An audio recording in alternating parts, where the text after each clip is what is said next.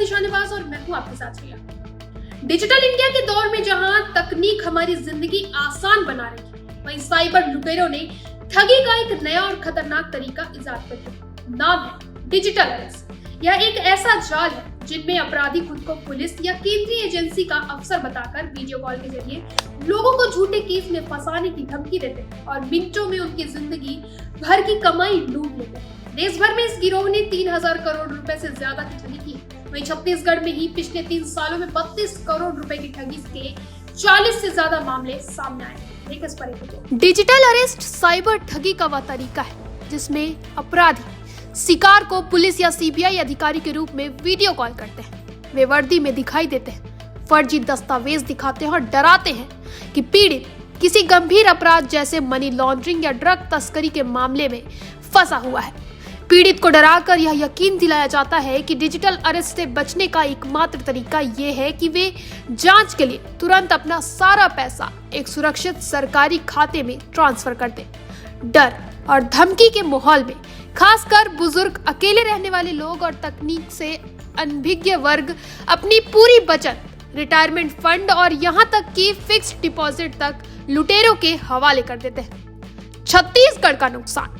सांसद बृजमोहन अग्रवाल ने लोकसभा में बताया कि यह खतरा कितना गंभीर है।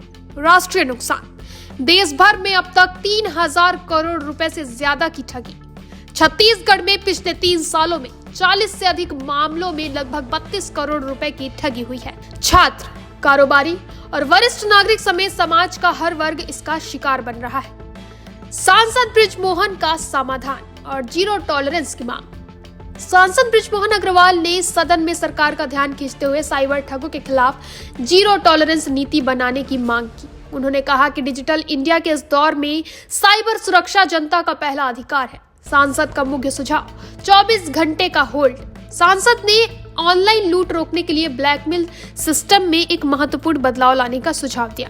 यदि किसी बैंक खाते में बड़ी रकम ट्रांसफर होती है तो उसकी 50% राशि को कम से कम 24 घंटे के लिए होल्ड कर दिया जाए।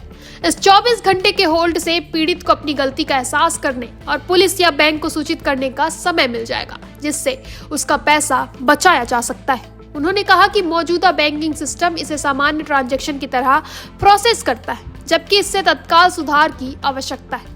सरकार ने आश्वासन दिया कि मंत्रालय इस विषय पर विस्तृत रिपोर्ट लेकर आएगा। कि डिजिटल अरेस्ट के माध्यम से एक गंभीर समस्या उत्पन्न हो गई है जो खासकर बुजुर्गों की आर्थिक सुरक्षा को खत्म कर रहा है।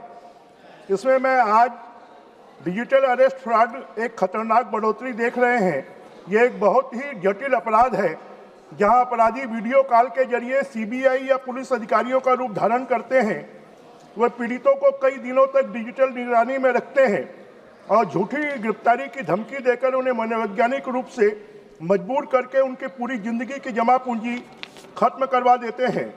हाल ही में एक घटना, एक पीड़ित ने अपनी जिंदगी की पूरी कमाई का लगभग 30 करोड़ की रकम खो दी।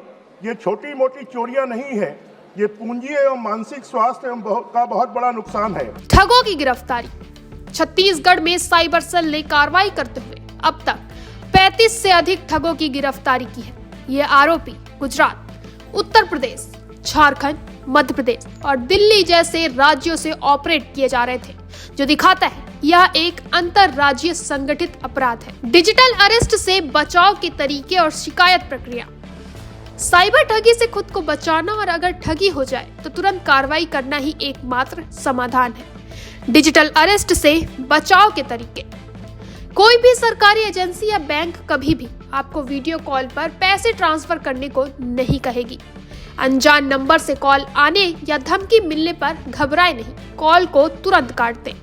मोबाइल में अनजाने लिंक पर क्लिक ना करें और ना ही किसी अनजाने ऐप को डाउनलोड करें। किसी भी अधिकारी के नाम पर पैसे मांगे जाने पर हमेशा आधिकारिक वेबसाइट या स्थानीय पुलिस स्टेशन में सत्यापन करें। ठगी होने पर तुरंत क्या करें? साइबर सेल के अनुसार ठगी होने के 1 से 3 घंटे के भीतर शिकायत करने पर पैसे मिलने की संभावना अधिक होती है। National cyber crime helpline number 1930 पर तुरंत कॉल करें। ऑनलाइन शिकायत cybercrime.government.in पोर्टल पर शिकायत करें। वाड़ी चैट बोर्ड की मदद ली जा सकती है। वित्तीय crime helpline cyber financial crime helpline number 155260 के जरिए भी शिकायत कर सकते हैं। साइबर धोखाधड़ी से जुड़े हर तरह के सबूत जैसे कि video call record, transaction detail को एकत्रित करके रखें। डिजिटल अरेस्ट एक गंभीर राष्ट्रीय चुनौती है। यह केवल एक वित्तीय नुकसान नहीं बल्कि बुजुर्गों के भरोसे और मन की शांति को तोड़ना है। हमें न केवल तकनीक को मजबूत करना होगा बल्कि जागरूकता को भी बढ़ाना होगा। यह बिल्कुल स्पष्ट है कि डिजिटल अरेस्ट साइबर अपराधियों की एक नई संगठित और अत्यंत खतरनाक रणनीति है। सांसद बृजमोहन अग्रवाल का 24 घंटे की होल्डिंग का सुझाव एक गेम चेंजर साबित हो सकता है। फिलहाल इतना ही। आगे के अपडेट्स के लिए बने रहें निशानबाज पर।